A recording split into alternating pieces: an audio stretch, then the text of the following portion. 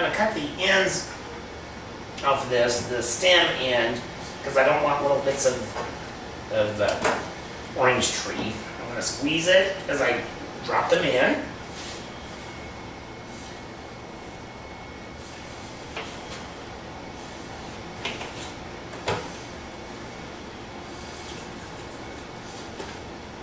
I'm not too worried about seeds, simply because I will be straining this later.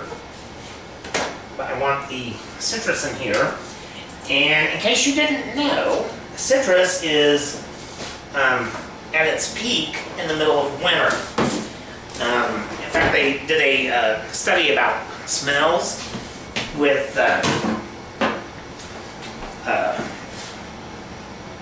they talked to they had kids and elderly people, and the older generations, and in fact, even when I was in band in high school, we sold crates of grapefruit and oranges at Christmas time. It was delivered at Christmas time because that's when it was ripe. And people from my grandmother's generation associated the smell of citrus with Christmas, more so even than chocolate. But that was when it was ripe, and they would buy it by the case. And it's one of the reasons why there are so many Christmas fruitcake and all that type of stuff that involve the citrus. So I've got this, now I'm going to go into my pantry.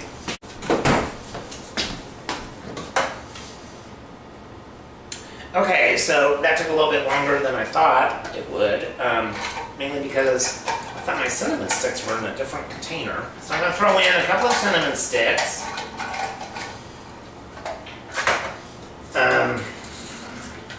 I also, while I was in there, grabbed my peppercorns. I thought I'd throw a couple of those in.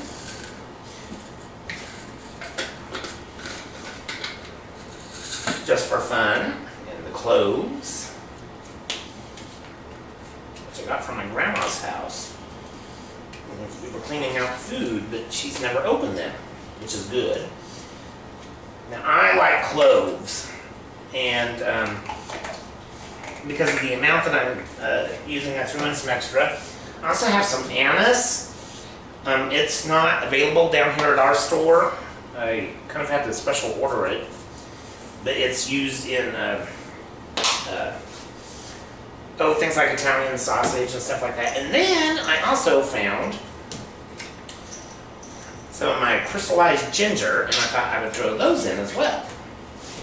So just kind of have fun with it and think about the flavors that you like. You're going for gingerbread type spices, and so we're going to bring this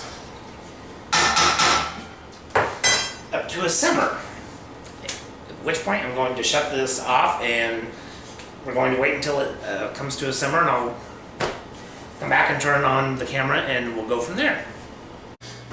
Okay, so the mead beginnings are starting to boil. I hope that doesn't fog up the lens too much. Let me get this on the camera stand and wait for the ride as we go round and round and round. Anyway, so we brought this to a boil now, and we're going to let it boil a little bit. And remember, we stirred as we went through this, as we brought it up to a boil. I wanted to quickly mention the amount of honey needed. I love dry wine, but for mead, and since it's for Yule in particular, I like it much more sweet. So I use 5 pounds for a gallon of water, and that's actually, that makes a sweet mead. You can use anywhere from 2 to 7 pounds of honey. But now that we've got it up to boil, there's foam on top of this, and we're going to take our wire sieve, and we're going to remove the foam. Now, as we do this, we're also going to be removing the spices and the fruit. Ooh, and that's hot in my bowl.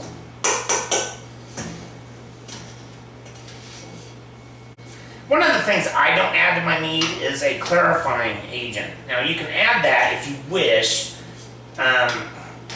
I kind of like the more rustic, cloudy mead. The clarification process is just some chemicals you add, and but I don't add those to my mead because it never hangs around long enough to worry about it. So what we're going to do is we're going to rinse this off under hot tap water and drain it and return the spices and the fruit back to the bowl. Okay, so we return that.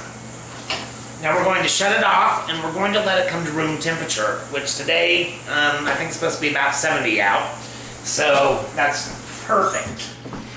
And when it comes down to room temperature, we'll add the yeast and then we'll get it over into our bottles. So this is an all-day process, and it's not hard. It's just a matter of making it and being patient. Anyway, we're going to let that come back to the room temperature, and I'll see you when that happens. Okay, so the mead has cooled down. It's still warm to the touch, but it's not burning me when I touch the pan. And this is so simple, but so essential. We're at the point where we're now going to add yeast. And I'm just simply going to add 2 tablespoons. Now that's a little bit more than most people probably do, but bear in mind the yeast will grow and multiply as long as it has something to eat. And in this case, what it's eating is the sugar and the honey. So we simply just kind of give it a stir.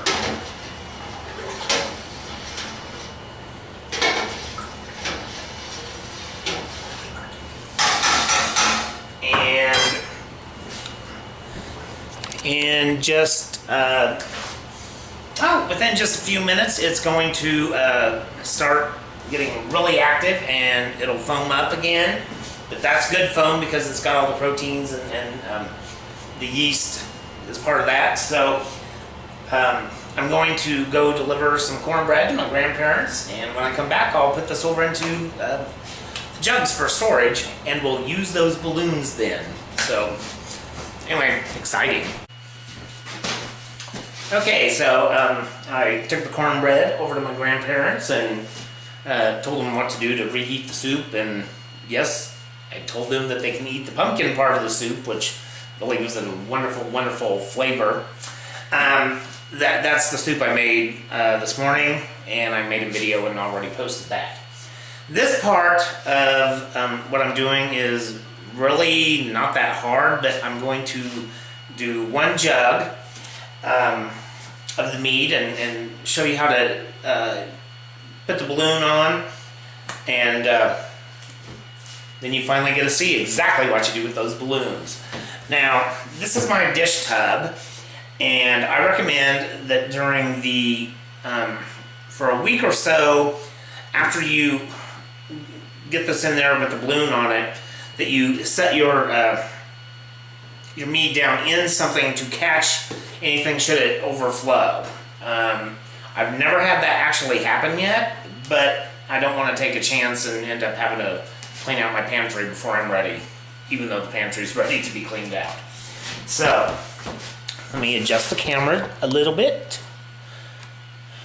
Telescope some. Okay, now I use set my jug down in a bowl, and I do that to catch any slop and spillover from this, which I just use because I like the size of it. The other thing you're going to need is your wire sieve. You're going to set that there, and then you're going to just dip this up like so.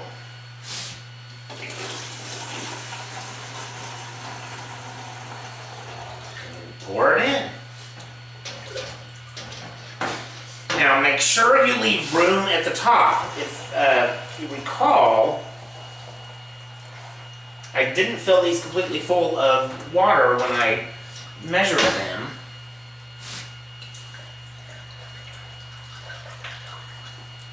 And there we go.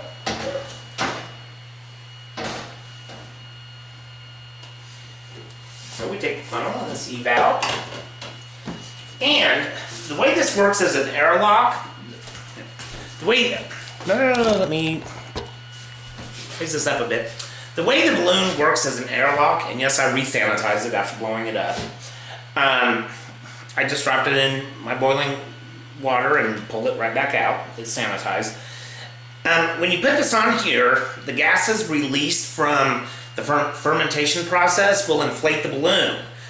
And all you have to do is go through every now and then and pull the bottom of this away from the edge, and the air pressure will force air out and not allow contaminants to come in. So let's see if I can get this even closer, and then I have to make sure I'm not standing in front of it. So it's just quite simply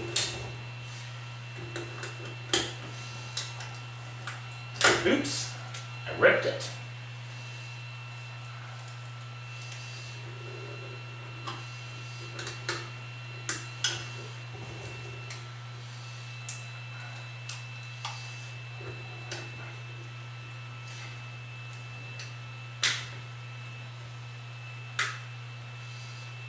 And there it goes. And so basically all you do is check this when you get up, when you think about it, for about a month. After about 30 days, the most of the fermentation process will be done in this, at which point I'm going to switch over and put the cap on.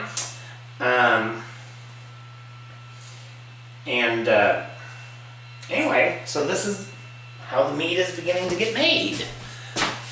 And I cannot wait for Yule at this point. How cool is that? I still think it was funnier when I used the unlubricated rubber at Grandma's house, but I'm not trying to make anyone laugh with this. Although balloons are reminiscent of clowns. Anyway, that's how you make mead. It's very simple and straightforward. People make big deals of everything. It seems to me, it's like, it's not that hard to sterilize equipment. You boil some water, you pour it over your stuff, and it's sterilized. It's kind of like roses. A lot of people think they're hard to grow, but they're some of the easiest plants to grow. It's not a mystery. Or as one of my chef instructors said concerning what she was teaching us, it's not rocket science. But anyway, can't wait for Yule.